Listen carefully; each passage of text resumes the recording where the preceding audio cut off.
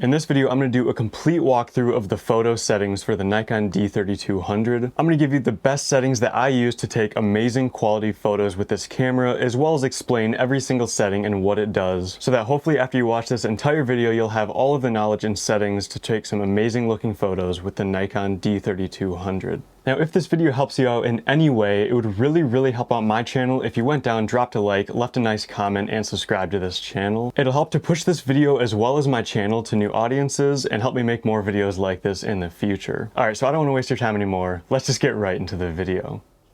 So of course the first thing we need to do is power up the camera here and then go right into the menu, which is this button. Now once we're into the menu, we're going to go to the shooting menu, which is actually this little camera logo right here. So there's a couple different menus you can go through. The one we're going to be focusing on today is just the shooting menu. The rest are for other settings in the camera that don't involve the image quality itself, mostly just things that are based on personal preference.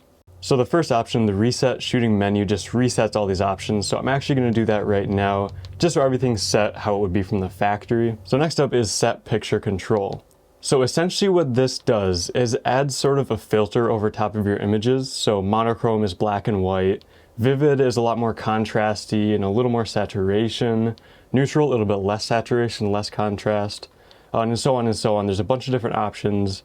And these essentially, like I said, just add sort of a filter, almost like an Instagram filter over top of your images, and just changes how they look a little bit, not anything extreme. And this is something you can play around with if you want. However, if you do shoot RAW photos, this won't be affected at all. This will only be affected if you shoot JPEGs, which we'll get into in just a second. So personally, I just keep it on standard because I can do all of my adjustments in Adobe Lightroom.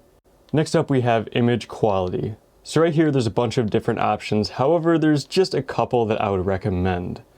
So first of all, what I personally choose is this right here. It is the RAW option. So RAW photos essentially have all of the data from the sensor in them, and they allow you to do a bunch of adjustments in any sort of photo editing software on your computer or phone or iPad or whatever you use to edit your photos. So if you're going to import photos into Adobe Lightroom or a software similar to that, I would recommend 100% of the time shooting in RAW. And that's going to be this option right here, which is NEF RAW. However, if you're not planning on editing anything and what you're planning on doing with this camera is just taking pictures with it, importing them directly to your phone or your computer or something like that, if that's what you're planning on doing with this camera, I would recommend shooting in JPEG Fine. And so a JPEG is a lot smaller of an image, it has less data. However, straight out of the camera, it looks really good. You don't need to do any sort of editing or anything like that. It's just going to be a solid image straight out of the camera. And then the other option, if you don't know what you want to do yet, if you don't know if you want to edit it or just post it straight up onto social media or something like that, there's an option right here, which is the top option, and this is RAW plus JPEG Fine.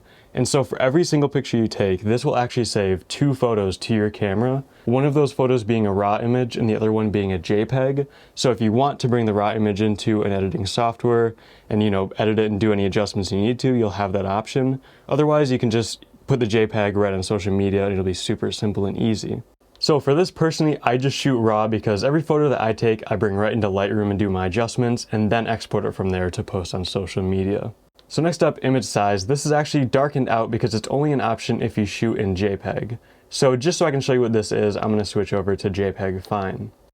So image size, there's a couple different options for this. 100% of the time, I would recommend just shooting in large. It's going to give you the best quality option, the best resolution, and overall there's really no point in going anywhere less. Your file sizes will be a little smaller if you go to medium or small, but honestly, I don't think it's really going to be noticeable unless you're literally going to be taking thousands and thousands and thousands of photos on one single SD card. Alright, next up, white balance. So this is essentially going to adjust how warm or cool your image looks. So for example, if you've ever seen a sunset, you know that the light from the sun just looks super orange during a sunset. And then during the day, it looks a lot more normal and more white. That's essentially what the white balance is going to adjust with the camera. So it'll adjust how warm or cool a light source is going to look. Now there's a bunch of options here to pretty much set it based off where your location is. So there's direct sunlight if you're out in the direct sunlight. Of course, if you have your flash on, if it's cloudy outside, if you're in the shade, if you have fluorescent or incandescent light bulbs. But there's also an auto white balance option. Typically I keep this normally at direct sunlight. However, since I shoot in RAW images, and if you shoot in RAW as well, you can actually adjust the white balance to whatever you need to in your editing software.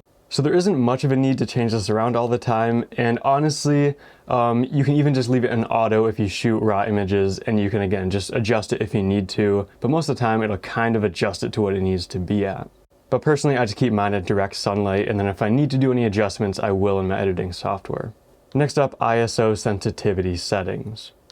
So this is going to be your ISO sensitivity. Now I'm not going to go into the full explanation of what ISO is. If you're watching this, I'll assume you know at least the basics of what ISO does. However, if not, I would recommend watching a tutorial and learning a little bit more about ISO sensitivity.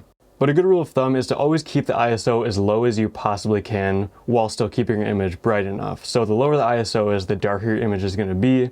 The higher the ISO, the brighter the image is going to be, but also the more grain and noise that's going to be in your image. It'll be less sharp and it'll just look worse the higher the ISO is. So I keep mine at 100 pretty much all the time. If I really need to, if I'm in a super low light environment, I don't have a fast aperture lens, I will bump it up, but 100 is pretty much what I keep it at. Maybe 200 and sometimes 400. And then down here, if you do set your ISO to auto, there's auto ISO sensitivity control. And what this allows you to do is adjust what the maximum ISO is. So let's say you don't want to go more than 800, which is a good rule of thumb. You know, you probably don't want to go much more than 400 or 800 most of the time. This will make it so even when your ISO is on auto, it won't automatically adjust it higher than that. It'll just cap it right out at 800 ISO. And the minimum shutter speed will also make it so if you're in an auto mode, it'll make it so the shutter speed won't go lower than a certain number. So with shutter speed, the lower the shutter speed, the more blurry and movement you'll get in your images. The higher the shutter speed, the more it'll freeze frame instantly. So this is pretty much how long the shutter is open for and lets light in for. So if it's open for a second, you know, if you move around for a whole second like this, it's going to capture all that and it's just going to look like a big blob of blur. But if you go, you know, really high up, like 1/2000, it'll open and close within 1/2000th of a second. So even if you're moving really fast, it'll just catch that split second of wherever your, you know, object is moving at that exact moment. But these I typically just keep to off, and then I set my ISO to whatever I need it to be at, which like I said, I typically keep it at 100. Next up, active delighting. So what this will do is essentially adjust the highlights and shadows of your image. It'll bring down the highlights and bring up the shadows, so there's not as many super dark and super bright areas of your image. It's kind of like an HDR option. I typically keep this off because when I'm shooting raw images, this doesn't actually affect those in any way. It'll only affect JPEG images, and I can pretty much do the same exact type of thing in my editing software if I need to lower the highlights, you know, raise the shadows or any sort of other adjustments like that. However, if you're not going to be doing any adjustments in any editing software and you're shooting in JPEGs, I would actually recommend turning this on. It'll help you just get a little bit of a better, cleaner, more neutral looking image straight out of the camera. Next up, auto distortion control. This is actually blurred out for me because of the lens I have on my camera right now. However, if this option is available to you, I would turn this on. When this is on, the camera will pretty much adjust any issues with the lens on its own, like vignetting or chromatic aberration and some stuff like that, distortion even. It'll correct that in the camera on its own, which is obviously a good thing if it gives you the option to. All right, next up, this is the last page right here. So color space, this one you're just gonna keep at sRGB. Adobe RGB is just a different color profile. However, it's not as compatible with, you know, softwares and social media sites and stuff like that. So I would stick at sRGB and you honestly will never notice a difference. Noise reduction, this is something in raw photos this will not affect it at all. Kind of similar to active delighting. And this is also another option where, again, if you shoot raw photos, I would just keep this off. It won't affect you anyways, and you can do noise reduction in your editing software if you need to.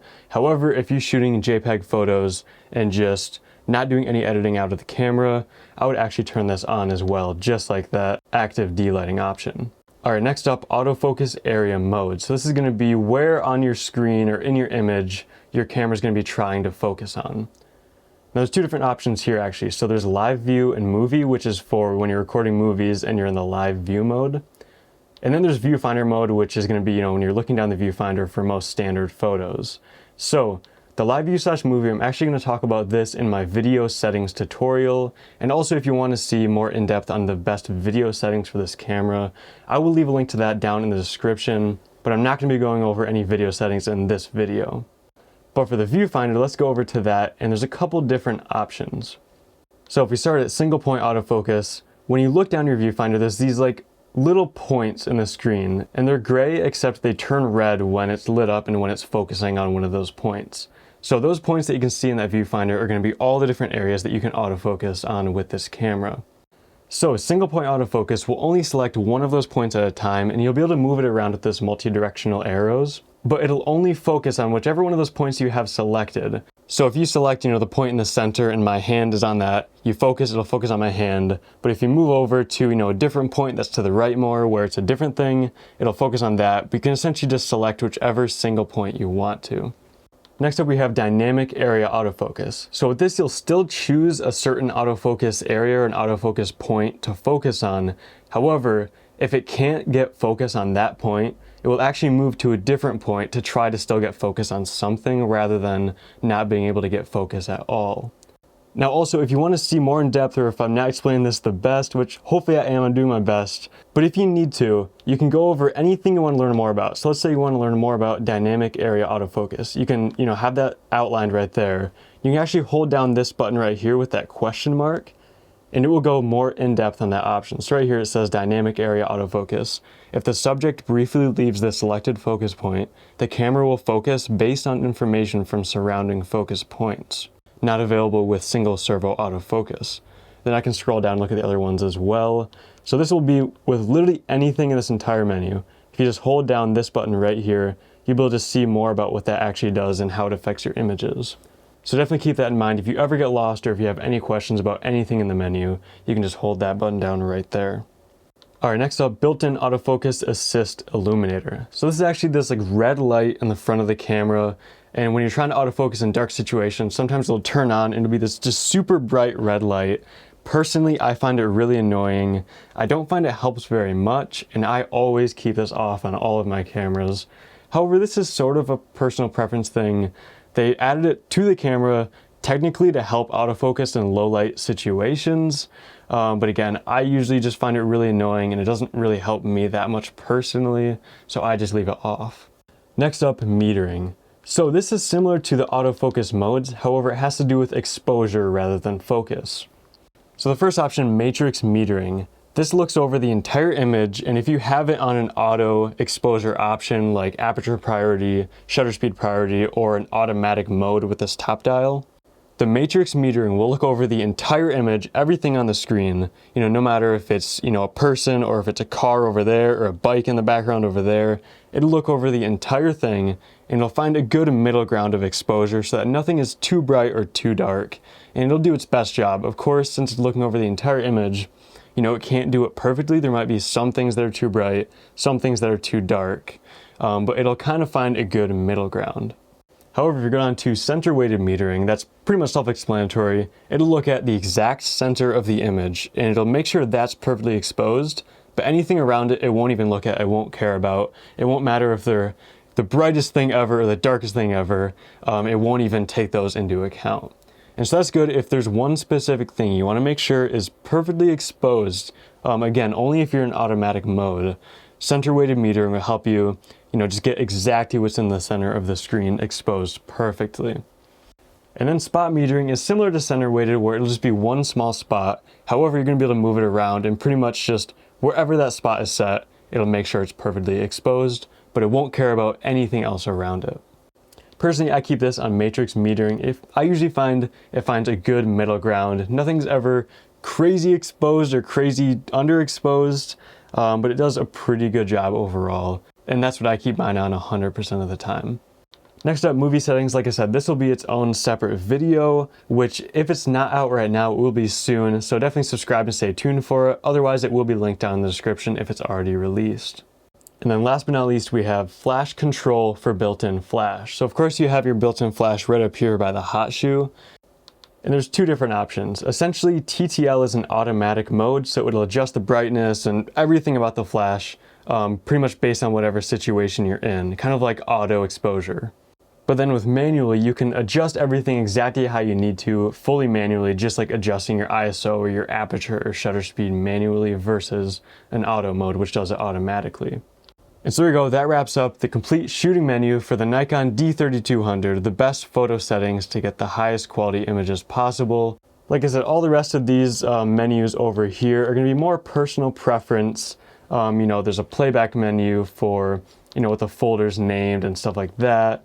There's this stuff, monitor brightness, you know, formatting the card is over here as well. And these are pretty much just going to be personal preference, not really image quality based menus. But there you go, that wraps up this tutorial. If you enjoyed watching this, please consider subscribing and leaving a like on this video, as well as leaving a comment. It'll really help me out and push this video to new audiences. And that's it for me. I'll see you in the next video.